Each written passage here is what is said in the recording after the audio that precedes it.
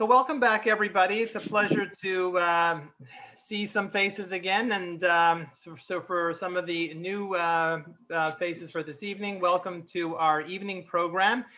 We're going to have this evening first a lecture featuring Rabbi Eddie Reichman, and then we will have a panel discussion to follow.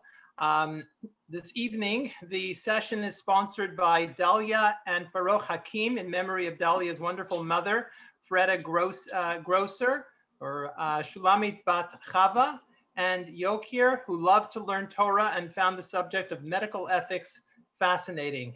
May the neshama have an aliyah, and may it be a zchut for the family for this sponsorship.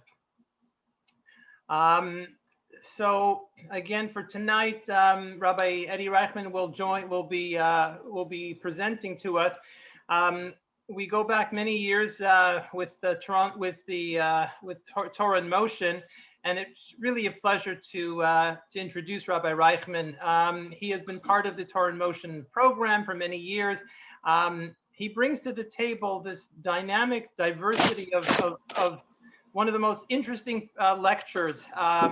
Besides, of course, core knowledge, the presentation that anyone that has been to these lectures can attest to is fascinating. His knowledge, where he weaves together Jewish history, medical history, facts on the ground, and just this synthesis that he puts together. Very creative type of presentations, always riveting, whether they be on Shabbos without PowerPoint or whether they be with some sort of visual aids. It's always really a fantastic treat. Rabbi Reichman is a professor of emergency medicine. He's also professor of the Division of Education and Bioethics at Albert Einstein College of Medicine. He is a REITs, Musmach as well.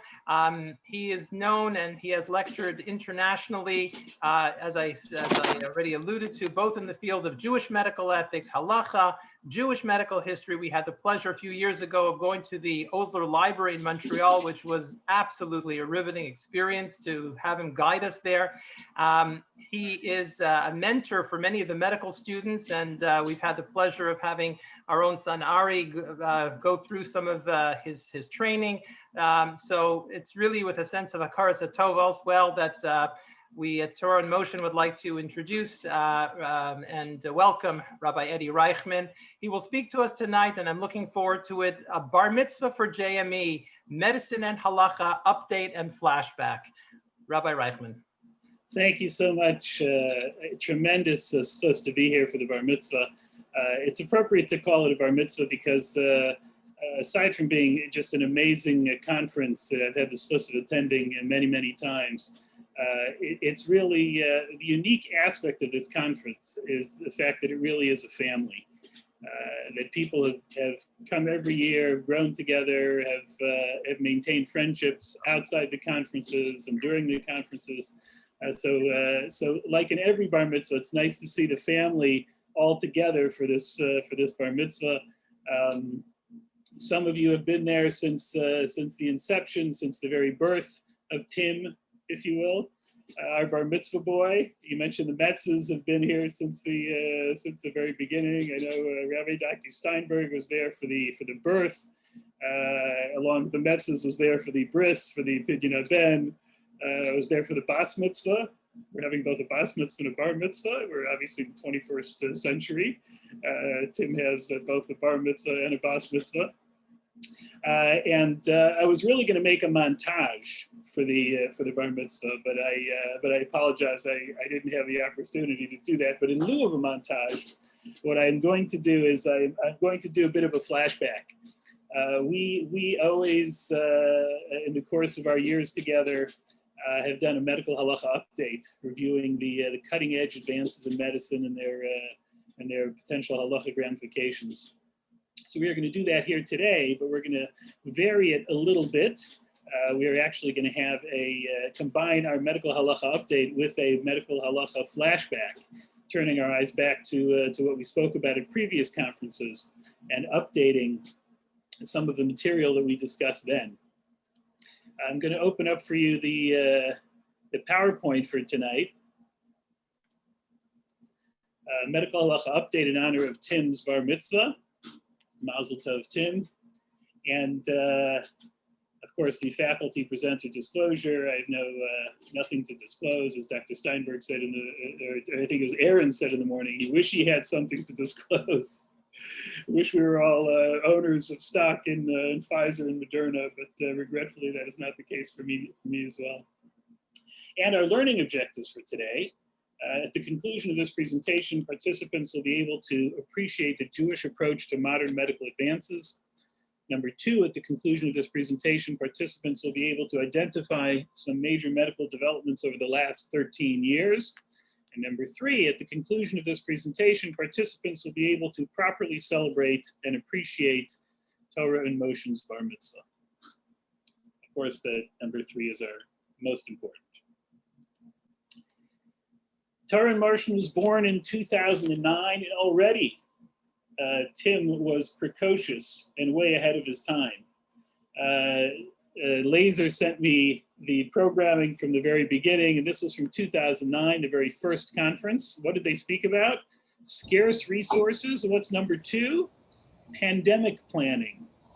Who would have known that we'd be here 13 years later at a bar mitzvah for Torah in Motion, where this pandemic planning would be an unfortunate reality. But it is clear that Torah in Motion has always been way ahead of the game, planning way ahead as they always do and always continue to do, and discussing topics that even if they're not yet relevant, will soon become relevant. What I've done is I've actually pulled from the very presentations that I made over the years.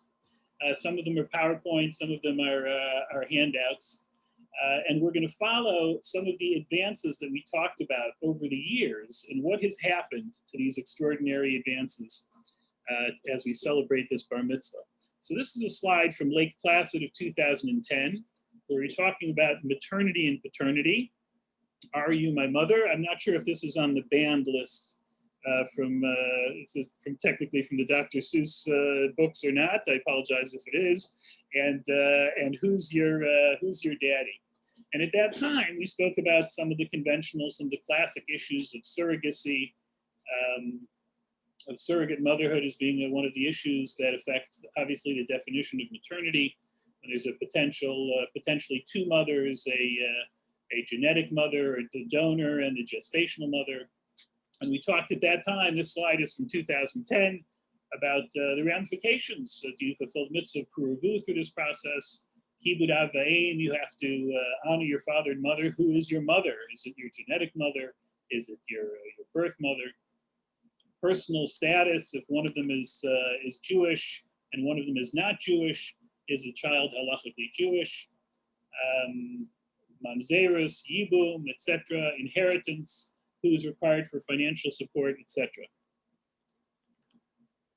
At that time, back in 2010, we raised a very fascinating topic, and that topic was embryonic stem cell gametes. And we talked at that time about challenges to the definition of maternity and paternity. And we're going to talk about a few of those here this evening, and we're going to follow them from then until today and see, in essence, how far we have grown, how much we have grown at our bar mitzvah, and how much more we have to grow in some of these technologies.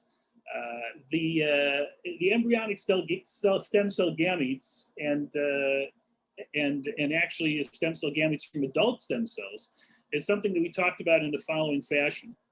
We talked about in the following scenario in the secular culture, something that halacha wouldn't necessarily condone, but the possibility of two people of the same gender who are a couple who want to conceive a child. Until now, it really hasn't been possible for them to conceive a child that's genetically related to both of them. But how could that possibly change with this technology? According to this technology, you can create from, let's say, from your bone cell, as we see some of the advances, a generation of artificial gametes and embryo from stem cells. You can actually take stem cells that are inside the bone marrow. And if, let's say, you have one woman donates an egg, another woman would donate her bone marrow, and from the bone marrow, she would harvest a stem cell, and that stem cell could be guided to produce not only an egg, but could be guided to produce a sperm cell as well.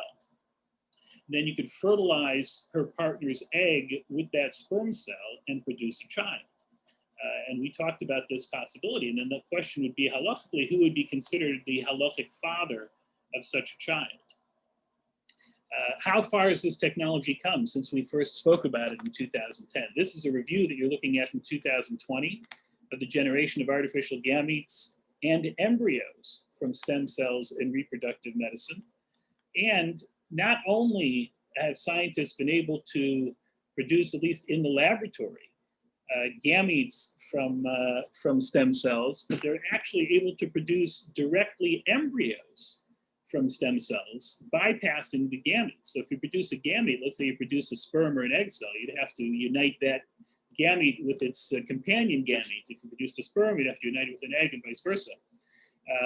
But here, there's relatively new technology also that's isolating or creating embryos, embryo-like structures created from human stem cells. What are the halachic ramifications of this? As yet, this technology has grown over the past 13 years, but as yet, no child has yet been born with this technology. I suspect over the next few years, perhaps by Torah in Motion's wedding, Mirz Hashem, we will probably see a child that will be born through this technology. What are some of the issues that are raised in this technology? So mitzvahs puravu, the fulfillment of puravu, kviat avhut, paternity. So if someone produces a sperm cell from their stem cell, from their bone marrow, are they considered the halachic father of such a child? And hechsher mamzerim psulei chisun. I'm going to spend just a moment on that. It's very interesting. There is a theoretical possibility for the following. Mamzerus is a status which is conferred on an individual who is the product of an illicit, halachically illicit relationship. The status of mamzerus remains in perpetuity.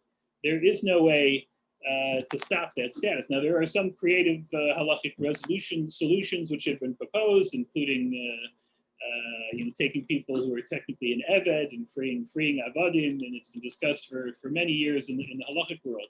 The question is there a scientific solution to stopping the perpetuation of the status of mamzerus? And it is theoretically possible that artificial gametes might indeed be that solution. So, for example, if you had an individual who was a mamzer, who produced a gamete through artificial, through the stem cell, an artificial gamete, it is possible. Again, the poskim haven't really weighed in on this to a great extent. It is possible theoretically that individual that is born as a result of an artificial gamete doesn't have the status of mamzerus conveyed to that subsequent child.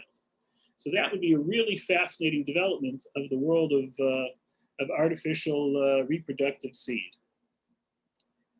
As we move to the next technology, again, something we talked about already in 2010, when Torah in Motion was only 1 year old. At that stage, we talked about ectogenesis. Ectogenesis is the possibility of a child being born entirely outside the womb, where gestation takes place entirely outside the womb. At that stage, it was really just a fantasy back in 2010. But in 2015, in Bushkill, we spoke about some of the developments of this technology. In Tokyo, they had a goat, and they were able to gestate a goat outside the womb for a short period of time in an artificial womb. In 2017, in Montreal, we spoke about the development of Children's Hospital of Philadelphia, which was able to take a lamb and remove a lamb for a few-week period of time and have the lamb gestate in this, what looks in essence like a Ziploc bag over here, connected to oxygen and to some nutrients. And as we move forward, this is from March 18th of 2021, we now have although this is in a mouse and not in greater creatures, but scientists grow mouse embryos in a mechanical womb, and they were able to grow the mouse for a fair percentage of its gestational cycle. Perhaps percentage-wise more than these other creatures that have been gestated before. So here too, no child has yet been born through this process, but the prospect of it developing in the very near future is very real. And what has been the impediment throughout these years in terms of the development of this technology? It was a self-imposed impediment. The self-imposed impediment in applying this technology to human embryos has been the fact that it has been illegal for decades for scientists to develop a human embryo beyond 14 days. And that has been sacrosanct rule. No one has ever flirted with the changing that until now. So this is from March 16th of 2021. Scientists plan to drop the 14-day embryo rule, a key limit on stem cell research. It was in essence a way of protecting the research and protecting the possibility of doing crazy things with a developing embryo. But it also impeded the prospect of development of ectogenesis, of developing a human outside the womb entirely. If this 14-day rule does fall, and it most likely will, you will begin to see much more advance in the field of ectogenesis, and it's quite possible that you'll see great breakthroughs, and even in theory, the possibility of an entire child being grown ex utero. What are some of the halachic ramifications of this? So for those of you, we talked about the definition of maternity back in 2010. Some people hold that the birth mother is considered the halachic mother. So in a case of ectogenesis, who would be considered the mother of a child? Would Ziploc technically be considered the mother of such a child? Even the definition of human being is a child that's grown within a plastic bag. Do we confer the status of humanity, of human being on such a child? Is there an Isser Ritzicha of such a child? Is there an Isser Chilul Shabbos for such a child? If the child is born on Shabbos, is there a Mila Docha Shabbos? Is there a Pidyon Ben? So Pidyon Ben, I think, is answered pretty easily. Pidyon Ben is Peter Rechem. There's no Rechem. So there can't be a Peter Rechem, so there can't really be a Pidyon Ben. So you'd obviate the need for a Pidyon Ben. And one interesting aspect, we just had a very long laning double parsha Matos Maseh with Rosh Chodesh. If you have the possibility of determining when the child is removed from the womb. Now, I actually use the term birth. Using the term birth is really an inappropriate term. In a case of ectogenesis, there is no birth. For those of you who are, it was from 1984, I guess you call it the decanting, or some other extracting the child, extraction. But birth, it is surely not. But you might be able to decide the birth of a child, or the time where the child is extracted or decanted from the womb. And then you could perhaps prospectively, for those of you really planning ahead, like Torah in Motion does, you could plan the bar mitzvah. You could plan your bar mitzvah parsha and say, let's keep the baby in another day. I don't think this kid's going to be able to handle Matos Maseh and Rosh Chodesh. We'll keep the baby in the artificial womb for another day. We'll pull it out on Sunday, and therefore we'll have the Devarim instead. Back in 2010, we talked about a mitochondrial mother. Now, ectogenesis challenges those who maintain that the gestational mother is considered the halachic mother. Mitochondrial mother challenges those who maintain that genetics is the determinant. And back in 2010, we quoted some technology which had just begun in 2008, where embryos had been created with DNA from 3 people. If those of you who are not familiar, I'll just share the technology briefly. In this situation, this addresses a certain defect in the DNA, but DNA defect that is not found in the nucleus of the DNA, but in the mitochondria of the DNA. And in the cell, in the cytoplasm of the cell, you have the nucleus, which has the lion's share, the 23 pairs of chromosomes, the 46 chromosomes, where 99.999% of the DNA is housed. But then in the mitochondria, which are small organelles that float around in the liquid of the cell, you have a significant, albeit a very small percent of the DNA. Sometimes that DNA is defective. And if it's defective, it can lead to diseases, cardiological diseases, neurological diseases, muscle diseases in the progeny. And that would be life-threatening diseases for the child. So let's say a woman is a carrier of these diseases. How can she prevent the transmission of these diseases? So there is a way to do that, and it's called mitochondrial transfer. Now, back in those days, it was very early. Now, mitochondrial transfer, there's a number of different ways to accomplish mitochondrial transfer, but in essence, the concept is the same. You have a woman who has defective mitochondria. You can remove the nucleus from this woman's egg who has defective mitochondria and take a second egg and remove the nucleus of that egg and replace it with the nucleus of woman A. So now you have a composite embryo, a composite egg of the nucleus, healthy nucleus of woman A and the healthy mitochondria of woman B. Then you can fertilize it with the seed or the sperm of the husband of woman A, and hence a DNA embryo with DNA from 3 people. But that was back in 2010. 2017, when we were in Montreal, as Laser reminded me that wonderful time we had together at the William Osler Library in Montreal, which I still have very fond memories, and enjoyed it so much, I actually wrote up an article about that experience. So back in Montreal in 2017, that was when the first baby was born. So the embryos were created in 2008, but it wasn't until 2016 that the first baby was born. 3 parent embryos and mitochondrial transfer, baby born with DNA from 3 people, the first from the new technique. How has it progressed since then? Since this is a review from 2020.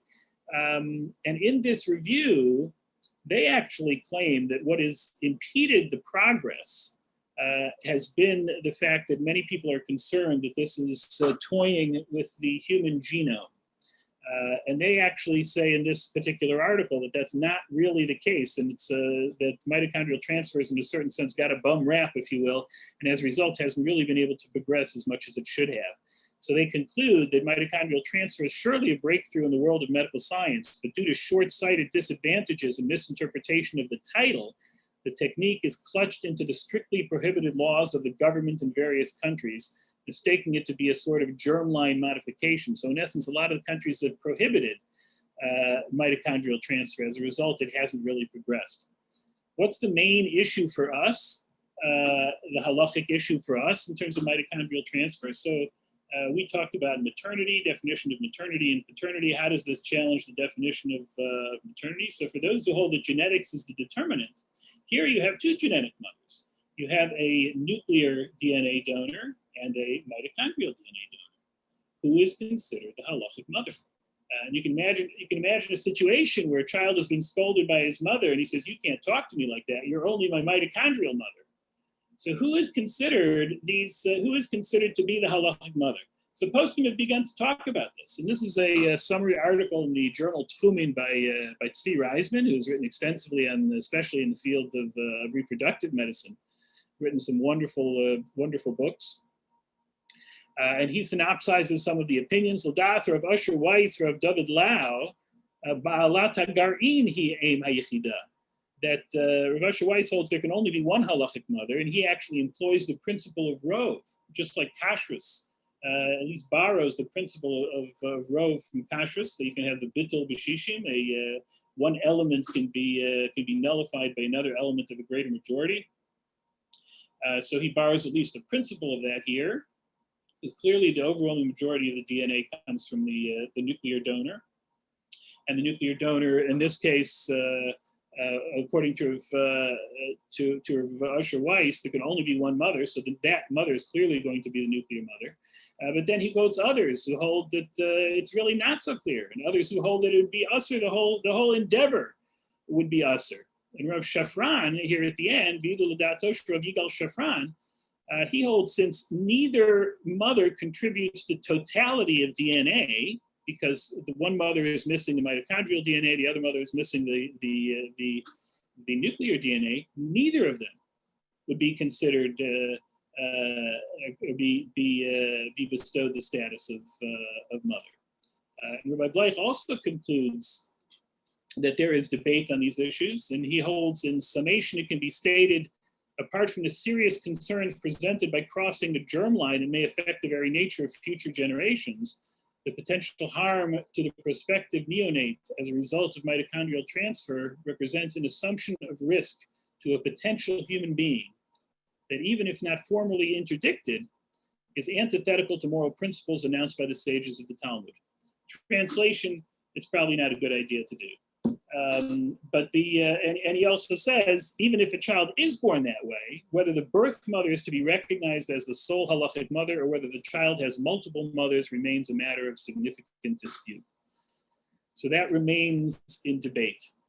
But just to share with you a recent development over the last year or two, which is another challenge to the definition of maternity. And this is a unique first. These are a British couple just became the first in the world to carry the same baby. So we talked about two genetic mothers, a mitochondrial mother and a gestational mother. We talked about ectogenesis as being, a plastic bag may be considered the halachic mother of a child, but really only one possible, really no other people vying for that definition of maternity. And then there is a gestational mother. We never ever talked about two gestational mothers, where two women can carry a child. That really hasn't been possible. So this technology at least gives the illusion of that being possible. But in fact, as you'll see when I describe the technology, it really is just merely an illusion. Here's in essence what is done, simply to accede to the requests of both of these women to have a share in carrying the child. This little device over here is the key to this whole technology. What they do is, so as yet, remember we said we haven't reached artificial reproductive seed yet. So if two women want to have a child, they still need a sperm donor. So a sperm donor was provided for this particular couple. Then they took the egg of one of the women and fertilized that to produce, it took the egg of another woman, and here's what they did. In this capsule of medical grade plastic, they inserted the egg of one woman and the sperm donor's sperm. Then they placed this little capsule into the reproductive cavity, into the uterus of woman A, of this woman. Then, in the cavity of the woman, the egg and the sperm united. Fertilization took place in her body. Even though in theory it wasn't really connected to her body, it was really all taking place in this plastic tube. It could have taken place in this plastic tube sitting in the laboratory, just happened to be within her body. Then they remove that tube once fertilization has taken place, and they take the fertilized embryo, and then they embed it into the womb of woman B, of this woman. So now you have, in theory, two women who are gestating the same child.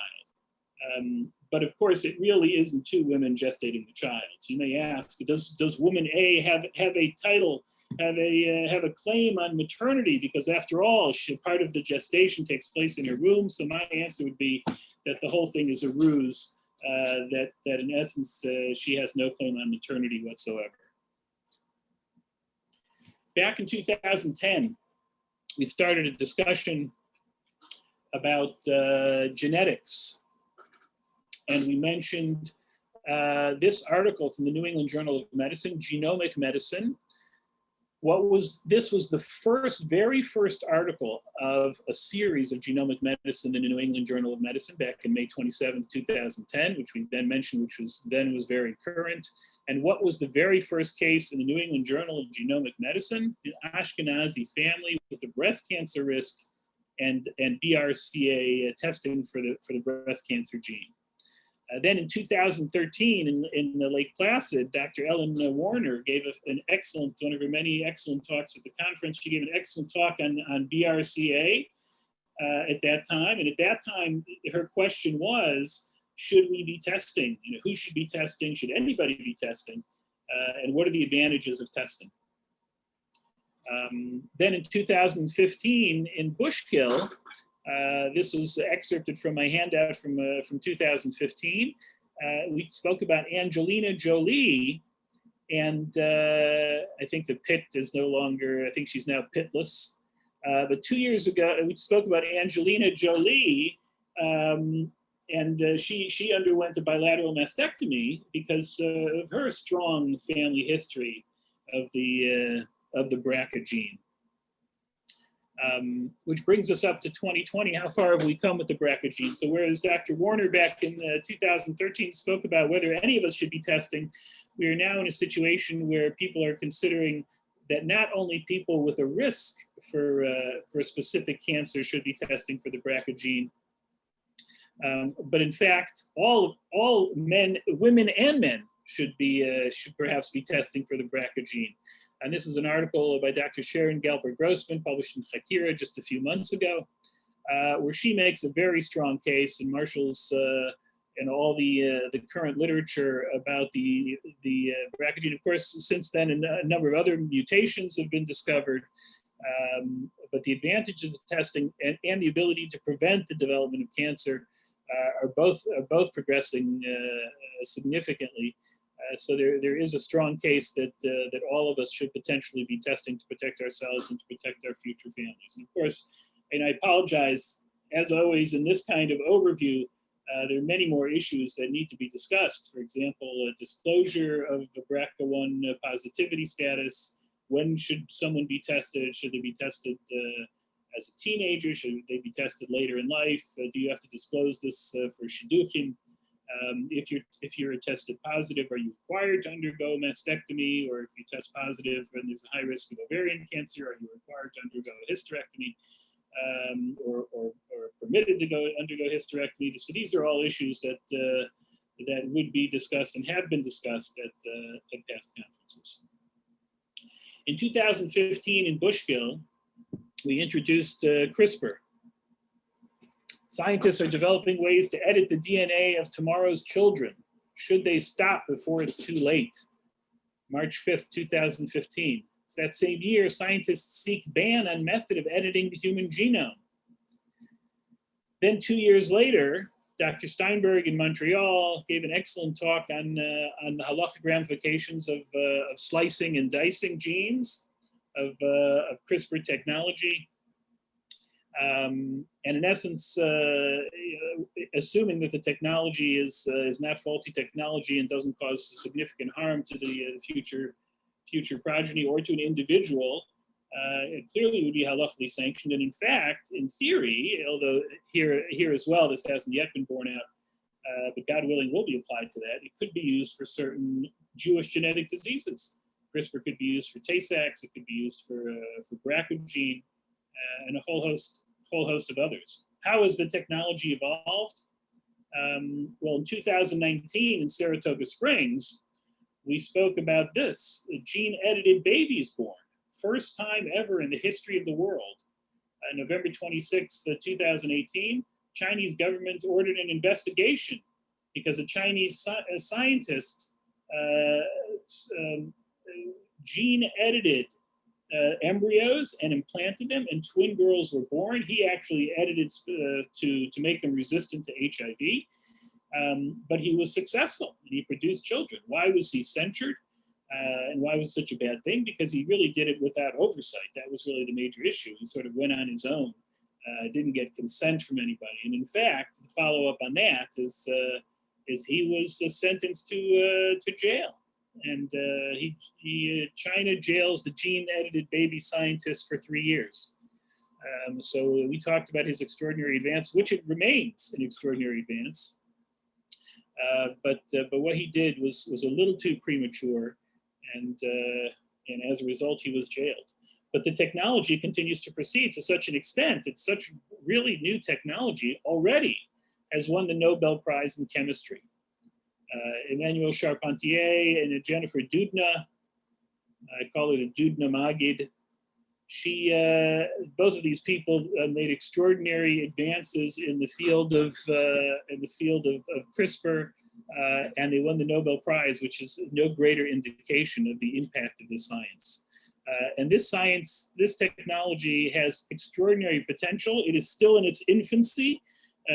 We started to speak about it when it first came on the horizon. It's literally only a handful of years old, but already it's starting to make tremendous inroads. We haven't really seen major advance in the world of treatment of human diseases. There are a number of human trials that are proceeding with the CRISPR technology, but God willing, in the very near future, we will see tremendous advances with CRISPR technology for the human. And here, just recently, this is from May of 2021, New Israel Tech gives accuracy boost to microscopic scissors for DNA editing.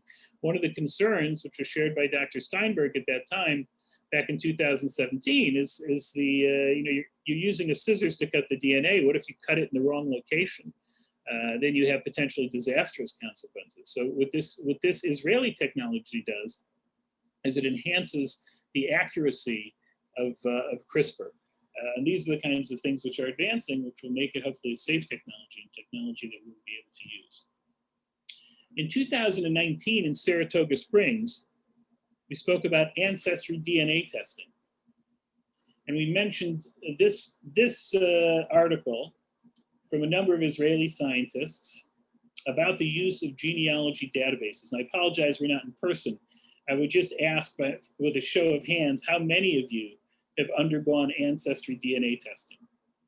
I can't even see you because I have the slides up, so I can't see how many of you are even raising your hands. I don't know, maybe Jay, you can see how many people are raising their hands if anybody's done Ancestry. Put it in the chat box if you want. Just put yes in the chat. So I will tell you something really interesting, and I'm curious to hear I don't have a clear answer to this, but anytime I talk about Ancestry DNA testing in the United States, the almost very, very few people have undergone Ancestry DNA testing. A number of people have, and each of them has actually quite amazing stories, and we'll share some fascinating stories in just a moment. But Sarah and I went to London. It was about 2 years ago. I think it was December 2019. We spoke to a crowd. It must have been about 100 people in their 30s from Europe. It was continental Europe. It wasn't just England. It was people. A number of them had been were from other countries and had been in England at that time. And I asked how many people had done Ancestry DNA testing, assuming, small percentage, 5-10%. I think about 95% of them had done Ancestry DNA testing. It was unbelievable. Like virtually the whole group raised their hands.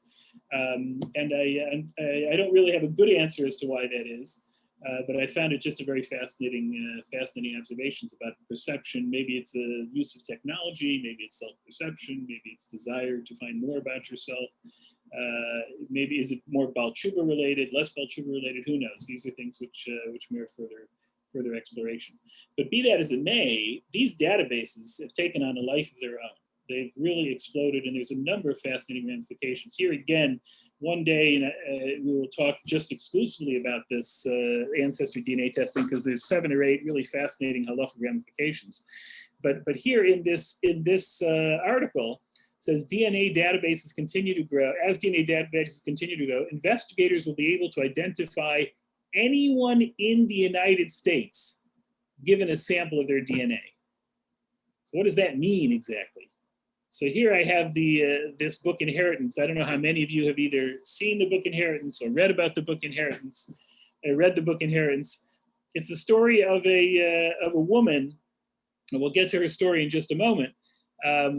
But she's not religious today, but she comes from a frum family, and she underwent Ancestry DNA testing on a lark, and she discovered something that surprised her and altered her perception of her entire family's history.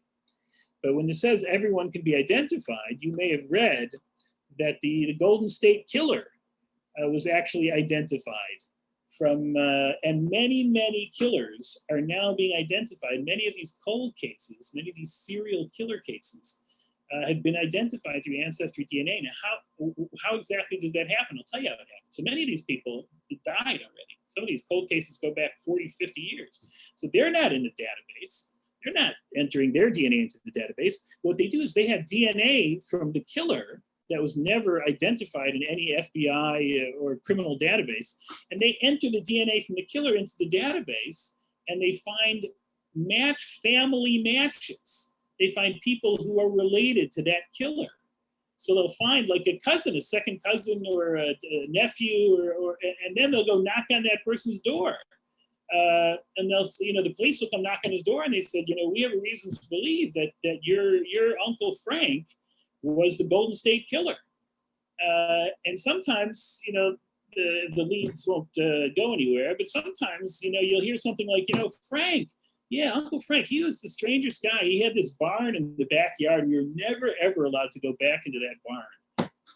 And so that's the kind of thing that you're exposing yourselves to with his DNA. So many cold cases are being solved. And this woman who underwent DNA testing on a whim, literally, this woman, Dani Shapiro, is the author of the book Inheritance. On a whim, she decided she was going to undergo this testing because the rest of the family was doing it, and it was a holiday discount. So she said, "What do I need to do this? I know I come from Eastern European Jewish family on both sides." So lo and behold, she tested herself, and she found out she only comes from half Eastern European Jewry. And the other side, and not only that, in the database was a cousin of hers that she had never known before. How could that possibly be?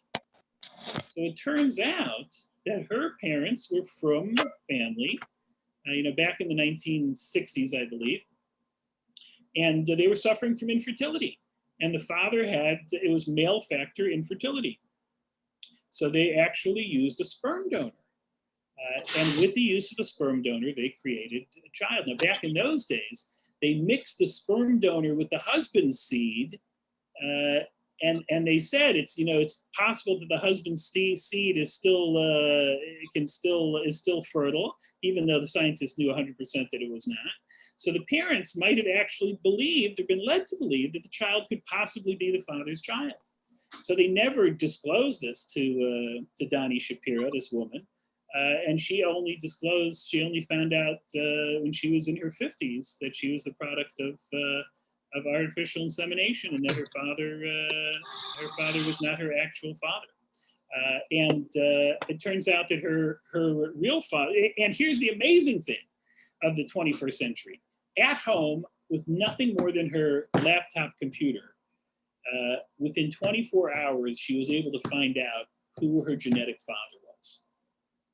And she wrote an email to her genetic father, and he responded. He's actually a physician, which is not uncommon. That medical students are often asked to donate sperm in the first and second year of medical school, and that many of these people don't realize that it's going to produce children, and then many years later they might get a knock on the door, or many years later in the 21st century they might get an email or a text saying, I don't know if you know this, but I am your child.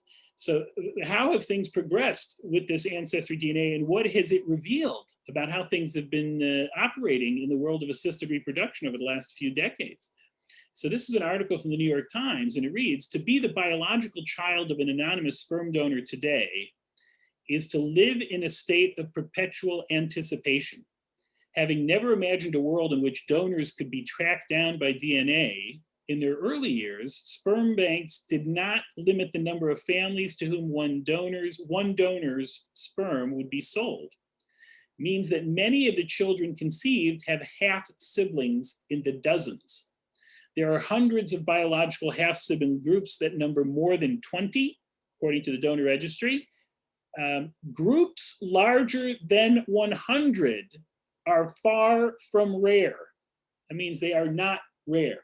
Means you could have more than 100 half siblings. I remember giving a talk on this topic, and the woman in the front row raised her hand and said, my daughter used artificial insemination from a sperm bank, and she was curious if there were any other people that had been produced. She found 80 other half siblings, 80 people from this woman's daughter now that she identified as half siblings, and that's the ones that they know about. and there's no law that limits the number of people that can be produced. So here you have, for example, the family portrait from the New York Times. I'm 20 and I have 32 half siblings. This is my family portrait. So this is a case of a child who did a DNA test and found out that he was a product of artificial insemination. And he did some searching and found out, at least that he knows so far, he has 32 half siblings. But here's the absolutely fascinating aspect about this. If you look at this family portrait of 32 half siblings, they're all roughly the same age. So if you think half siblings, you think they're from whatever, from like 10 years old to 50 years old. No. The sperm that was donated is often used within a 5-10 year period. So all these people are roughly the same age. So you have groups of 20, even up to even more than that. I fathered 800 children, claims Sperm Donor. This is from February 2021. The case of the serial sperm donor, one man, hundreds of children, and a burning question, why? So there are many people that are going to discover through this ancestry DNA testing that they have many, many half siblings. We have discussed the issues of infertility over the years in our conferences. One aspect which I just want to highlight, and again, I apologize, there's much to discuss about this, but just to highlight, one aspect of which Rav Moshe Zatzal was concerned about in artificial insemination. Now, you know the famous chuvos of Rav Moshe. First of all, he opened the door to artificial insemination by saying that using a donor would not render the child a mamzer. That was itself a very big psak halacha. And he also suggested that the following, so the major concern with artificial insemination is the possibility of marrying a paternal sibling, consanguinity or arias, right? So he said, what's the likelihood of marrying a paternal sibling? I mean, how many people getting artificial insemination? But if you have 800 half siblings, the possibility of marrying a half sibling is a real possibility. So that's why. So he was really a prophet. He's a prophet in many ways, but his words are very prophetic. So as such, it would be permitted to use the seed of a non-Jew, as in that case, paternity is not conferred upon the man. So this we discussed a number of times over the years. But if the donor is not Jewish, of course you could have a genetic half sibling. That could theoretically be possible, but not so likely, because it's unlikely you're going to marry someone who comes from a non-Jewish family. It's possible, but not less likely. But from a halachic perspective, the Jewish donor is not considered a halachic father. And if a non-Jewish donor is not considered a halachic father, and if the non-Jewish donor has no status as a halachic father, then it is impossible to marry a paternal sibling, because no such entity exists in the eyes of halacha. I just want to share with you some very briefly, and I for those who are interested, I can give you the links to read the full story, because some of these stories are astonishing stories. But some of the other stories that have come out over the last few years as a result of ancestry testing. 5 years ago, Alice, I'm sorry, I can't read it because it's covering over here, made a decision that would alter her future or really her past. She sent away, just for fun, DNA test. When the tube arrived, she spit and spit until she filled it up to the line, and then she sent it off. Playbook, now 69, already had a rough idea what she would find. Her parents, both deceased, were Irish American Catholics who raised her and her 6 siblings with church Sundays and ethnic pride. Now, what she discovered is that she thought she would be 100% Irish Catholic from Ireland. What she found out is that she was 50% Irish Catholic and 50% Ashkenazi Jewish. Now, she had no idea where these genes would come from. And she spent years researching. So she thought maybe her father was lost in the Holocaust. Maybe he was an orphan from the Holocaust. So she searched those, dead end. She thought maybe she searched other orphanages. Never a clue. And it took years and years until someone else entered the database, who was a Jewish woman who expected her DNA to be 100% Jewish, found out that her DNA was 50% Jewish and 50% Irish Catholic. And she couldn't figure out where that came from. So what did they do after months and months of extensive research? They traced the birth of two people to the early 1920s, to the exact same day and the exact same hospital, and what had happened as the two babies had been switched from birth. And one actually belonged to the Irish Catholic family, ended up going home that day with a Jewish family, and the one who belonged to a Jewish family actually ended up going home that day with an Irish Catholic family. That is an astonishing story. Now, what would make it even more fascinating is if it was a woman who was believed to be Jewish and it turned out genetically she was Irish Catholic all along. How would that impact on the Jewishness of all her progeny for almost an entire century? So that's something which scary prospects of the use of this technology. And this one I will share. By the way, Jay, what time you want to give people a break, right? So what time should I finish? Keep going, Cal, a few minutes, and we'll do a few minutes of questions. Well, Okay, you tell me. I think just a few minutes after 8, not too much after. Okay, that. great. You just tell me when. It's fascinating. I'm happy to listen all night. This story, and I must send you the link to this story. This story was one of the most extraordinary stories I have ever heard. This is the story of a woman, and I'm going to go off the picture. Just I want you to take a look at this picture in the center and just remember this picture. This is a picture of a woman and her 2-year-old daughter. Actually, at this stage, the daughter was less than 2 years old. But this woman, let me go off for a second. This woman ended up in Auschwitz. And on the line in Auschwitz, her 2-year-old daughter was taken from her arms. And she never saw the daughter again. She survived the war. She made it to the United States. She had children, other children. She had more children subsequently afterwards. She never, ever forgot that daughter. After the war, she went back looking for the daughter. She went to every orphanage to try and find that daughter. She impressed upon her children for years the importance of trying to track down that daughter. Now, here's the fascinating thing about it. How in the world would she ever find that child? The child was not old enough to know her own name. She couldn't self-identify.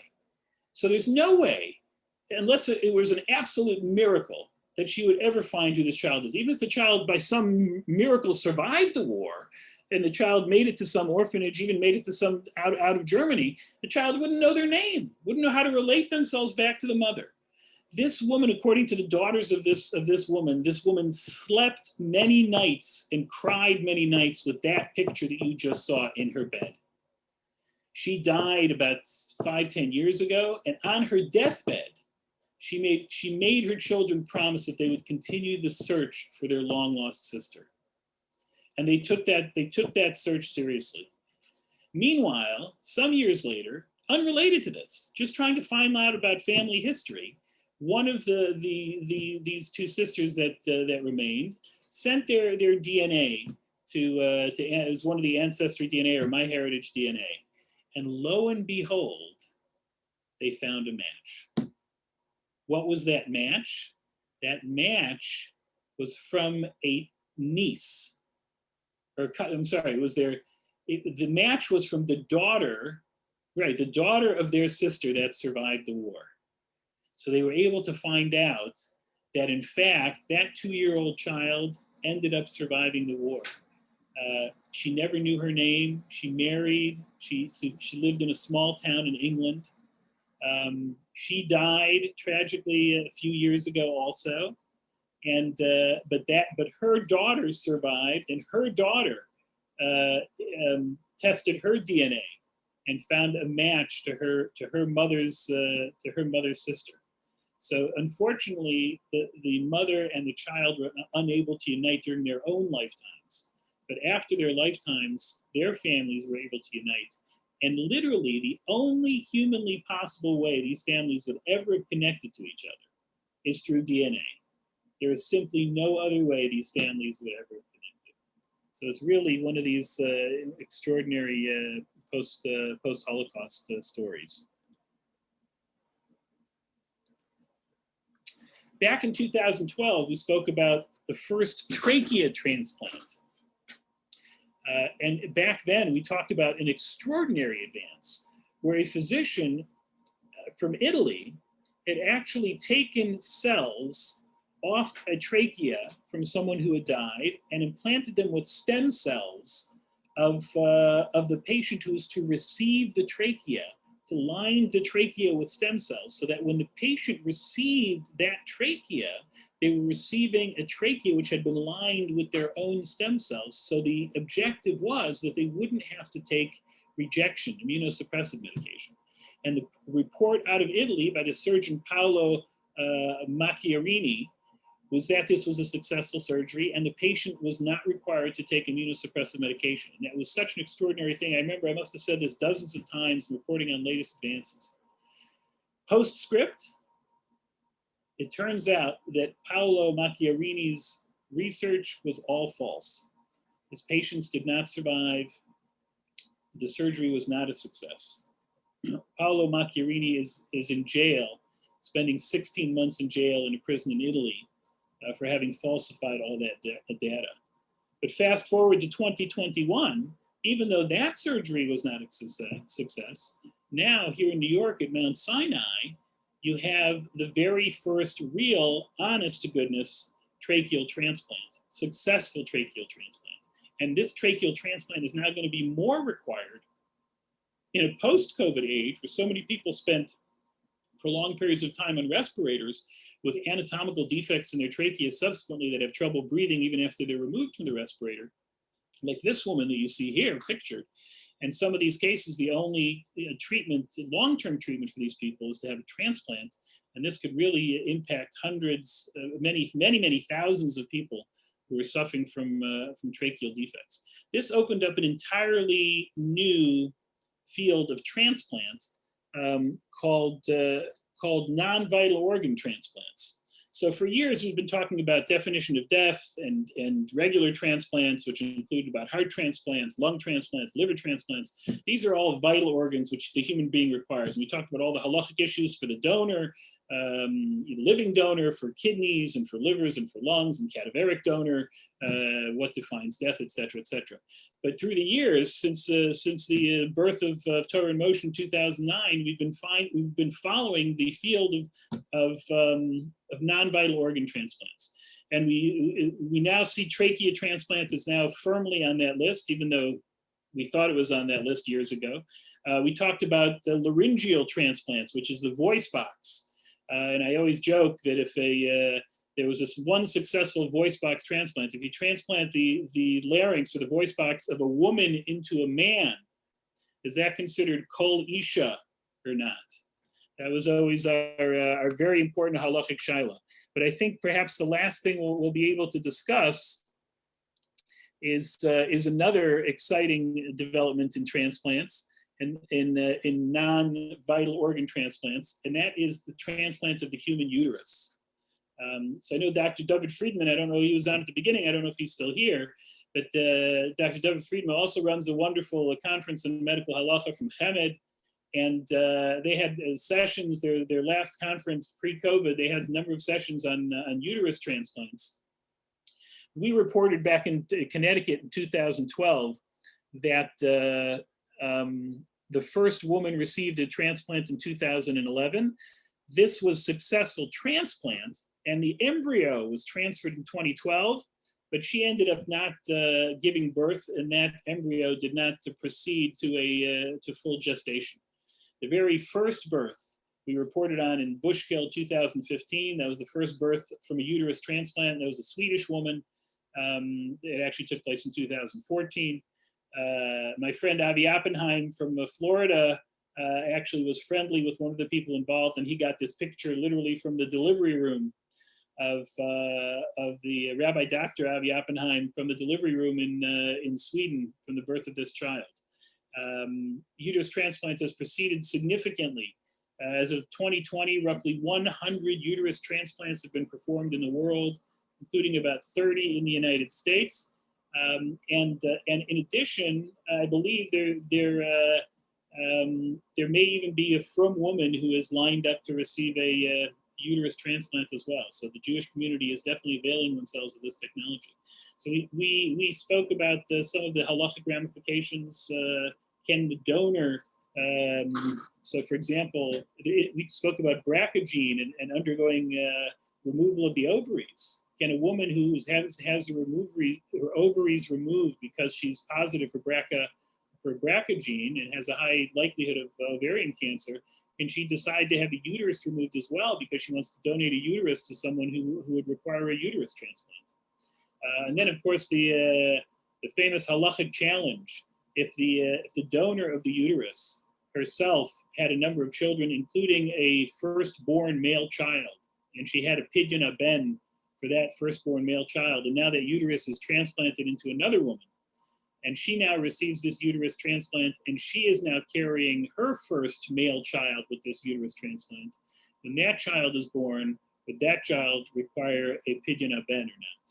So that is one of the fascinating halachic shilas. And at that time, we said that probably that child would be born by cesarean section, because at that stage, the only time they were only removing children from uterus transplants, they were only being birthed through cesarean section. But in fact, they are now considering birthing children with uterus transplants through natural, spontaneous vaginal delivery. And if that's the case, we will have a real halachic shaila who is considered the halachic, whether that child would require a pidyon haben or not. So in conclusion, we've had an opportunity, a whirlwind of from the birth of Torah in Motion until the bar mitzvah of Torah in Motion. Actually, I just wanted to show you one last slide, and we followed some of the amazing scientific developments. You'll see what we didn't have a chance to talk about, but I'm looking forward now to Torah in Motion's wedding. So at the wedding, who knows what will happen to all these extraordinary technologies, to mitochondrial DNA transfer, to CRISPR technology, to Ancestry DNA, to uterus transplants. Mitzvah Shem will see tremendous growth in all these things. But rest assured that whatever happens, Torah in Motion will be there every step of the way to follow the advances from the beginning. And if you want to know what's going to happen in 13 years, just like they predicted pandemics back in 2009, just take a look at the program of Torah in Motion and you'll know exactly what's going to happen in the future. So thank you for allowing me to be a part of this amazing conference, and enjoy the rest of the evening. Thank you, Eddie. We're actually closer to the wedding than you think. See, the bar mitzvah, 2009 is the beginning of our medical ethics conference, but Torah Motion began in 2001. So we're already bench esreen. Oh. So very soon you're going to have to give a talk for the wedding. It's just the medical conferences. It took us a few years to develop. Okay, Laser, we'll do very few minutes of questions, really, because we are pressed for time a little bit. But that was really fascinating talk. Thank you. Laser will handle the questions. Then we'll take a 3-minute break and we'll start with our panel. I don't even know where to begin. That was like Star Wars, and that was, like just an incredible adventure. And thank you for reminding us that we actually were discussing this already back then. So it's amazing. There are a couple of questions that Rabbi Reichman will just asked you. Some of these are, beyond the scope of the complexity, but a question that probably is bothering everybody is, do you have any thoughts or insights into how is the DNA secured on sites like this? I mean, this sounds like an open season for. This is a very, very serious concern. And in fact, some of them have much greater protections of your DNA than others. And in fact, utilization of the DNA for criminal purposes is also varied depending on the law. So they were prohibited from access to these databases for a while, then they were allowed entry to these databases later. Some of them you really have to check if you're gonna avail yourself of the testing. You want to check the organization first and see its record in terms of preserving privacy. But I'm not going to minimize that concern. And I know people specifically that say they have an interest, but they refuse to do it because they're because of the privacy issues. Perhaps they may be serial killers. I don't know, but or have family members who are serial killers. But seriously, but it is a genuine concern. You mentioned the psak of Rav Moshe Feinstein, of course, that his preference was to use a non-Jewish because he was concerned about the prospect of Shema Yisrael Basachoso. And of course, the question here that's being asked is, what are the so then if you don't follow, or for whatever reason it was not followed, the advice of Rav Moshe, what are the implications of half siblings meeting and marrying? It's an Isser D'Oraisa. That's the implication. And there is a case, I mean, there may be more cases, I'm sure, but there's a case in Israel, in Beersheba, where this goes back a number of years. Now, Beersheba, at that time, there was only one fertility clinic. And this OBGYN was sitting on a Shabbos afternoon and looking through the newspaper, and he saw announcements. He looked at the Simcha page, and he saw announcements of this young couple engaged to be married. And he said, "Oh, that's so nice. I know both of the families." And then he realized why he knows both of the families, because he treated both of the families for infertility. And then he looked into his records and he found out that they both suffered from male infertility, and he had actually used the same donor for both families. So what he was looking at was a paternal siblings engaged to be married. So he had the daunting task of having to tell them, because if you hold that children born through artificial insemination are halachically related to the father, which most poskim do, then it's an Isser D'Oraisa for them to marry. Now, it might come to the point, Laser, here's the punchline. It might come to the point, and we may even already be there, that for every couple that gets married, a rabbi might have to introduce into the routine questioning, are you a product of assisted reproduction? And if so, what is the nature of that? And then it might have to investigate further. Now, that in Eretz Yisrael, I mean, Rabbi Dr. Steinberg, I'm sure, is not here now, but a high percentage of the population is born through assisted reproduction, like almost 3 to 4%. So the possibilities exist. I was actually going to mention that Rabbi Steinberg. Sorry, you're on mute, I think, Laser. I can't hear you. Am I on mute? No, you're not on mute. I was actually going to mention that Rabbi Steinberg, when he spoke about this topic a few years ago, told us that some of the safeguards that they have in Israel is so that you don't have 800, so that you don't have a person fathering 800, is that they limit it to a very small number, and they have a very strict database that they keep. Right. So that's one way to potentially resolve the problem. In the United States, it's hard to do that. There are no laws at this stage, and there's still anonymity. So it's hard to do here. Okay. Well, I think we could. I think I agree with Rabbi Jay. We could probably continue this as well, but we're going to just thank you at this point for once again thanking you for. And by the way, you could do the hamotzi at the Suda. Okay. It's probably going to be on bread made with artificial DNA. Wonderful. So thank you so very much. It's really a pleasure again to see you, and the Mirz Hashem, like with all the others, pleasure is mine. Being together again and continuing this wonderful experience. I think we're going to take a how many minutes break? We'll take a 4-minute break because we have a panel for Achron Kavi, the panel coming up. So I want to thank everybody. We'll take a 4-minute break and start at 8:12. Vakasha. Okay. Okay.